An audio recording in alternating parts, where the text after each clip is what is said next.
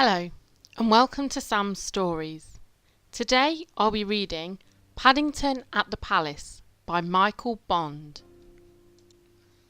One morning, Paddington and Mr. Gruber set out to see the changing of the guard at Buckingham Palace.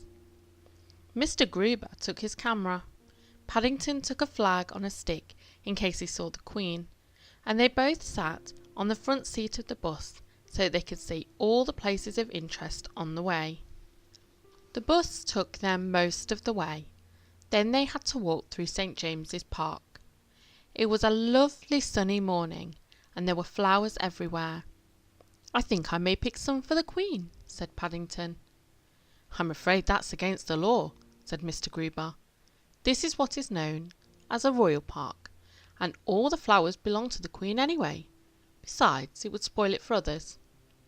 If you like, I'll take a picture of your scrapbook instead." "Fancy having a front garden as big as this," said Paddington. "I wonder if she has to mow the lawn." Mr. Gruber laughed, and then, as they drew near to some large gates, he pointed towards the roof of a building behind them. "We're in luck's way, Mr. Brown," he said. "There's a flag flying. That means the Queen is at home." Paddington peered through the railings and waved his own flag several times in case the Queen was watching. "I think I saw someone at one of the windows, Mr. Gruber," he called excitedly. "Do you think it was the Queen?" "Who knows?" said Mr. Gruber. Soon afterwards they heard the sound of a band playing. The music got louder and louder, and there was a lot of shouting and the clump, clump of marching feet.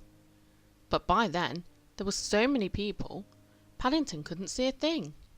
Mr. Gruber wondered whether he ought to suggest holding Paddington up to see, but in the end he bought him a periscope instead. "If you look through the bottom end," he explained, "you can see over the top of people's heads." Paddington tried it out, but all he could see were other people's faces, and he didn't think much of some of those. In the end he tried crawling through the legs of the crowd, but by the time he got to the other side, the band had passed by. "Look," said a small boy, pointing at Paddington. "One of the soldiers has dropped his hat." "It's what they call a busby, dear," said his mother. Paddington jumped to his feet. "I'm not a busby," he cried. "I'm a bear." Gradually the crowd melted away until there were only a few people left. "Oh dear," said Mr. Gruber. "It's all over, and I didn't even get a picture of you with one of the guardsmen."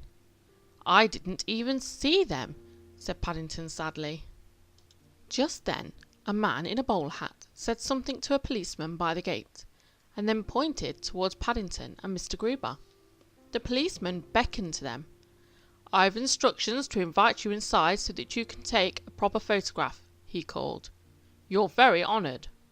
Paddington felt most important as he and Mr. Gruber followed the policeman across the palace parade ground, and the guard came to attention.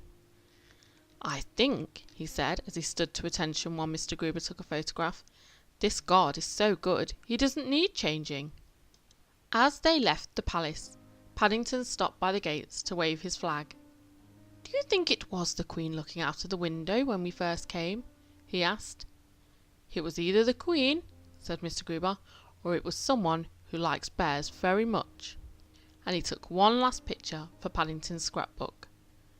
"You must mark the window with a cross when you paste it in, just in case."